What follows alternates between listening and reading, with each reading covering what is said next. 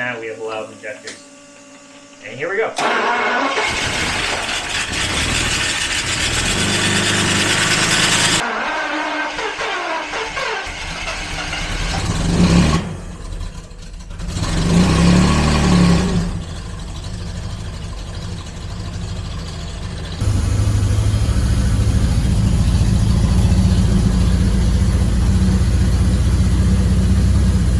Look at that oil pressure. That's really good. Welcome back to Living with a Classic, and it's a follow-up video with the Daimler 66 Coupe here. Hopefully you guys have liked part 1. It hasn't released yet, so I do not know, but I really hope so. This is 2 days after filming the first part, and I just want to do some more tests before I prepare to pull this engine. I've just filled it with water just to see, and it was actually completely empty. So I'll show you guys which is really what I preferred, because even if it was put away with fresh coolant 42 years, that's not good. It's better that it's been empty, because then you haven't had water sitting in there and coolant not getting, you know, the anti-corrosion things sort of going out of it, and that is actually good news. And then after that, I want to we'll pull apart the front of the engine and kind of look into the thermostat housings and things and judge the corrosion, because I've talked to the owner about this thing. It is a low mileage engine. It runs pretty nicely, and it's completely out of his budget to completely restore it. So either we use this engine or we find a good used engine. I do have a good used engine sitting, but he would like to keep the numbers matching. So like I said, I told him if we find a lot of corrosion, I think that we need to take the heads off and have a look. If we don't, I think we will just sort of, you know, replace all the hoses, gaskets, and everything else, and just sort of go for it. And I told him that, you know, no guarantees, but if we're lucky, things are good. And especially now it's been sitting without coolant, I'm pretty confident. Really, I mean, completely empty, no water or anything. But let me show you that, show you sort of what I found, and then yeah, this will just be a follow-up video to the first part of getting it running. So I have just used plain tap water to fill it up, and I was going to drain it right away, but I just wanted to see. So I noticed a couple of things. First of all, it was completely empty because it's taken a lot. When I got close to the max fill amount for one of these, I noticed some water on the ground here. So this breather has been disconnected. That banjo bolt down there is gone, so don't know where it is. We're gonna have to find one. Do have a couple spare rads somewhere. And then I noticed the top hose on this side is also disconnected. So what I think I'll do, I'm going to try and connect that top hose if I can, and then possibly if I can plug that, we'll pressure test the cooling system just with a manual pump. If that is not possible, then it's not possible. But I'm going to spray some penetrating fluid on that clamp, see if we can get that to move, see if we can get it back together, and continue filling it up, pressure test it. If not, then I'll say it is, I'm more confident now that I saw that it's been empty all these years than, you know, it's been sitting full of really old antifreeze. Fortunately, I've gone through my spare rads, and the ones I have for V12, I have that banjo bolt, they're all missing the hardware, it's just the rads. So I have no easy way of doing that. So we're just going to pull it apart, and we're going to judge, plus it would probably leak out some hoses as well. And we'll judge the coolant system by the amount of corrosion that we find in thermostat houses, and so we're just looking through the rest of it. I cut just a hole in the bottom hose there, and first stuff that came out has, like, it smells a tiny bit of coolant. Of course, if you drained it, probably wouldn't have every single thing out of it, or it sat without the top hoses evaporated. We don't know, we'll see. But the second bit's coming out, and I was looking a lot more just like clean water what I put in. So there was a little dirt. It's probably just sitting in the bottom of everything, which isn't too bad. You know, continue to let that drain. Then I'm gonna remove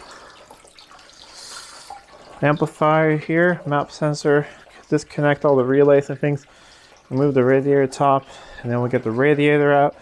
leave the oil cooler in connected to the engine, and then start having a look at thermostat houses and things, just trying to assess things. Have some batteries on charge. I mean, I have a battery on charge there to do the compression test a little bit later. Got the radiator out. Actually looks to be in really excellent shape, but we're going to send that off and have a look at it. Fan shroud actually not very rusted, so I can just sand that down, you know, a bit and paint it. Lower rad support completely gone, but we're putting in a new one, or body shop is. I am in the middle of doing some compression readings. So far it's pretty good.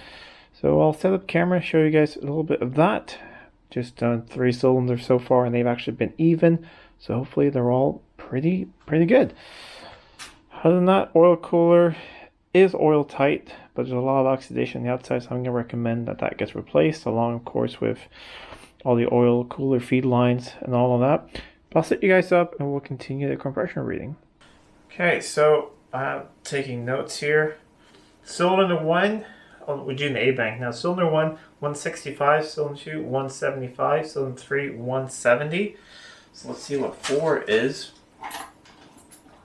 I mean, it's not going to be perfect because it's been sitting for long and it's run for maybe 30 seconds. But I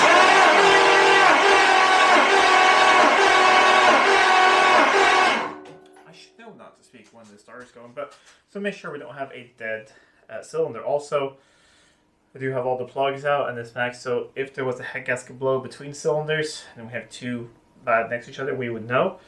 So this is cylinder 4. I'd say 170. For a 170. I'll continue doing these things. And what I'm going to do to make it as even as possible, I'll do 1 bank and then I'll swap to another battery just to make sure I have 2 fully charged ones. And I'll report back when I've done all of them. But fingers crossed, I think this is a good engine.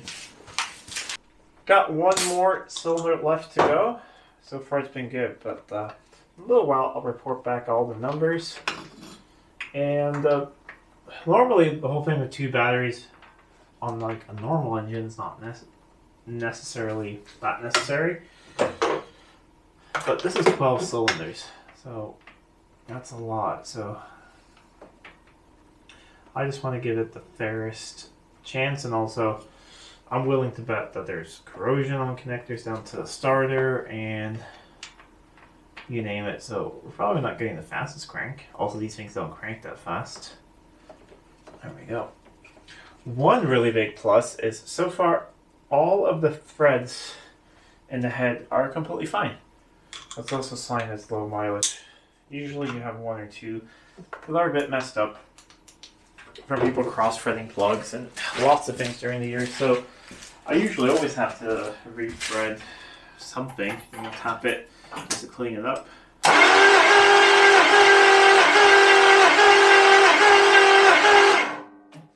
we go. Let us see. We'll add it to our little list here. And 175. So you have to think about this. It's been sitting for 42 years. It is run for like 30 seconds. So we do have some deviation. Like if this was a perfectly like running and driving engine came in here, I'd say, yeah, we have things to work on. But I think all of this is just going to come back from once it is running, right? So we have 1A 165, 2A 175, 3A 170, 4A 170, 5A 165, 6A 165, 1B 175, 2B 170, 3B 175, 4B 175, 5B 160, 6B 175. So percentage-wise difference, yes, it's a little bit, but for an engine sitting that long, and you know, there's bound to be a little bit of corrosion in those valve seats. Piston rings are going to come back and everything, so I'm willing to bet and tell him that this is a really healthy engine.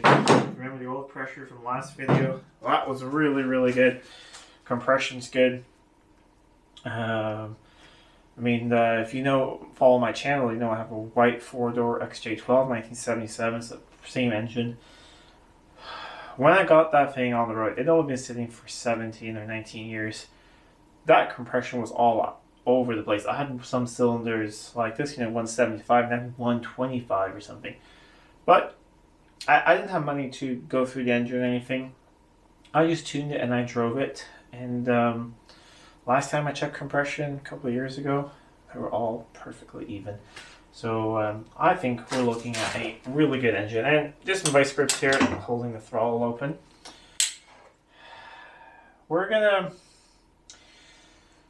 I'm not sure if I think I'm gonna just gently feel all the bolts on the thermostat housing.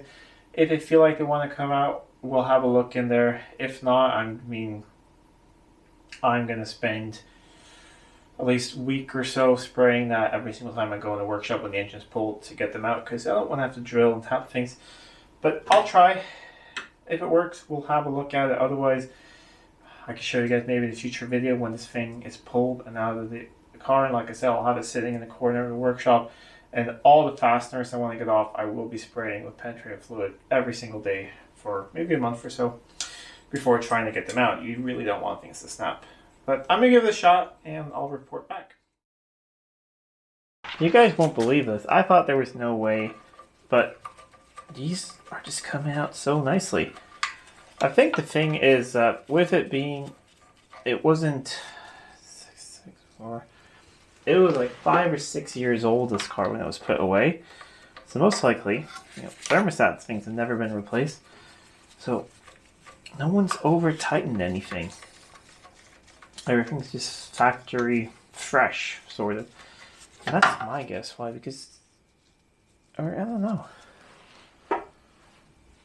It's weird because the car is really rusty, but things are coming out. Okay, this one here is a tiny bit tight, but they're usually all like that. Oh, really strange. And all I did was I hit them all with a little bit of penetrating fluid and I put the plugs back in. So what could that take in? 5-6 minutes maybe. And look at that.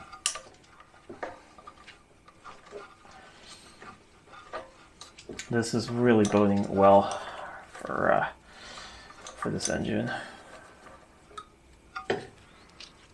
Okay, there was a little bit there, but they're usually all like that.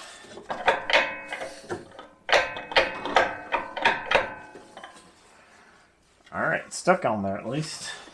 Let's see. There we go.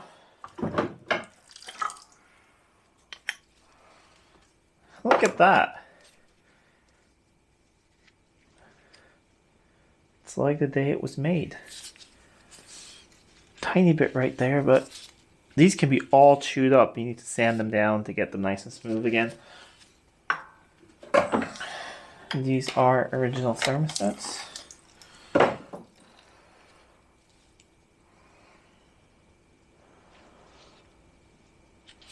I always wonder what they put in from the factory. 82 degrees. Yeah, so you guys were putting 88 degrees in these things. Like I said, always put 82s. And here we have proof. This is probably from the factory, and that's why it didn't overheat. This is phenomenal. I think the little bit of water I put in there is actually just good because it's just sort of flushing things out. I'm really impressed. And this side came out really well. The bolts are smaller on this side, so they tend to snap sometimes. I had one that was sort of tough, but worked it back and forth, got it out. Look how nice everything looks. I'm doing this for two reasons. One, just to see how it looks inside, and it looks a lot. This is probably one of the cleanest V12s I've seen inside, which is impressive.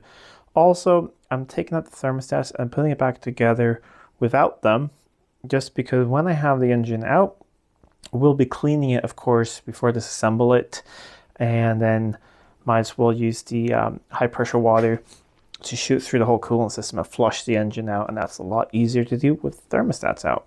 Anyways, that's it for this video. I hope you guys liked the little follow-up to the Will It Run of this Daimler 66 Coupe. I'm going to continue ripping the engine out. I'm not sure how much of that is going to be filmed or not. It's really not, I mean, it's just disconnecting things and pulling it out. I think it'll be a lot more fun when we put it back in, when everything is nice and shiny. So I'm going to do that. Then I have some things to pull out on the interior and like the dash and things. And then this thing is pretty much ready to go off to the body shop. I'll be really impressed to see it when it comes back. But the body shop guy, Dan, did Max, yes, he says, no problem. He wants to do it.